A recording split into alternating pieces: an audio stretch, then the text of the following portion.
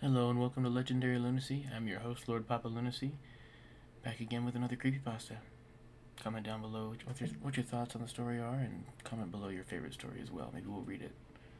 Without further ado, let's get started. Colwin's Corner, written by Andrea Carroll. I usually like to watch TV with my little sister, Kimberly. She was only 5, so of course she watched all the cutesy kids shows. I didn't really mind, though. They made her happy, and I liked spending time with her. She watched shows like Dora, Blue's Clues, and Arthur. We often had a lot of DVDs of old kids' shows around the house that we would watch. There was a large box of old movies and TV shows in the attic. I took a brief look at it once, but none of them really looked like they would appeal to her. One day, Kimberly was at the doctor's appointment, and I thought I'd have time to watch a movie aimed more towards my age range. So I thought this would be a good time to look through the box and a box of old movies in the attic. While I looked through the box, I noticed that these movies didn't really interest me, but I kept looking in hopes of finding something. Then I saw, at the bottom of the box, a DVD labeled Colwin's Corner. Many memories started to come back to me. I used to watch this show as a kid.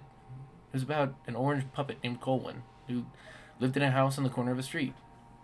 He would often have his other puppet friends come over to play games and sing songs. It was cute and innocent, and I remember really liking it as a kid. I thought this would be a good show for my little sister and I to watch. When Kimberly got home, I told her I got a new show for us to watch. She got excited and sat down on the couch while I put the disc in. I sat down next to her, and as the selection screen popped up, the screen looked like just as I remembered it. It showed Colwin and his friends on the front of a house. I chose the first episode, and the theme song began. I was a little confused. The colors were a lot darker than I remember them, and the song was sung a lot slower in a deeper voice.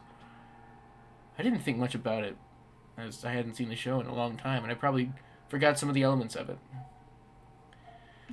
The show began pretty normally. Colwin was in his house and said hello to the viewers. There was a knock on his door, and he said, "I think my friends are here." When he opened the door, I felt my heart in my throat. Standing at the door were 2 tall white puppets with no nose or mouth, only pitch black eyes. I was shocked because I didn't even remember these characters in the show. Even the cover of the DVD showed 2 colorful, friendly puppets. I looked over at Kimberly, and she had this big smile on her face. I was confused, since an image like that would terrify a child. "I'm not sure if we should keep watching this anymore," I told her. "No, please! Keep it on," she exclaimed. I continued watching as the giant puppets didn't seem to faze her. The 2 large puppets came into the house, and Colwin asked, "What do you guys want to do today?" The one puppet replied in the most horrific sound I ever heard. It sounded like a man shouting, almost screaming in a strange language. The audio was very distorted at this point. I got up and ejected the disc from the VCR, much to Kimberly's disappointment. "Why did you stop it? Put it back on," she said, and I didn't listen. I put the DVD in a drawer. Even though Kimberly wasn't bothered by the show, I still thought it was too disturbing for a 5-year-old. I had trouble sleeping that night. I kept thinking about the video. I watched the show all the time when I was younger. I definitely have seen every episode, and I didn't understand why I couldn't remember that episode. I was still curious about the rest when I decided to go downstairs and finish it. I took the DVD out of the drawer and put it on the VCR. I put on my headphones so the noise wouldn't disturb the family. The episode began the same. The same large puppets, to the same intro. After the one puppet made the terrifying sound, Colwin replied, "You're right, we should play a game." He then grabbed a knife off the counter. It cut to a live-action arm painted orange to represent Colwin's. The knife went to the arm and started cutting slits, each one deeper than the last. Colwin started to scream a blood-curdling scream. I couldn't believe what I was seeing. I felt too sick to my stomach. The blood gushed out of the wounds as the screams got louder and louder. It then cut to a live-action neck painted orange.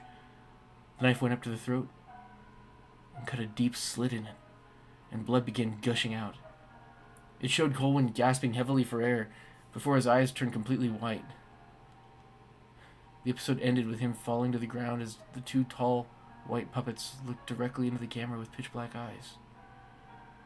I was utterly terrified at this point. I immediately ejected the DVD and threw it in the trash. I couldn't sleep at all that night. I kept thinking about that episode. I got up the next morning and went downstairs to get some breakfast. I walked past Kimberly's room and saw that she wasn't in there. When I got downstairs, I saw her on the couch, finishing up the horrific episode I watched last night. I immediately grabbed the remote and turned the TV off. "Why did you do that?" she asked. "Why did you do that?" she asked. "Where did you get that DVD?" I shouted. "It was in the garbage," she replied. "I took it out because I wanted to finish the episode."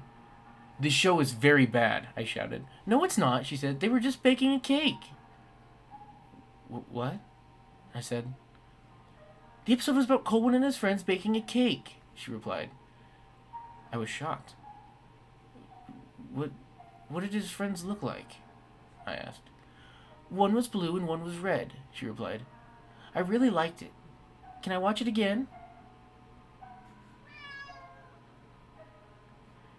It's an interesting one.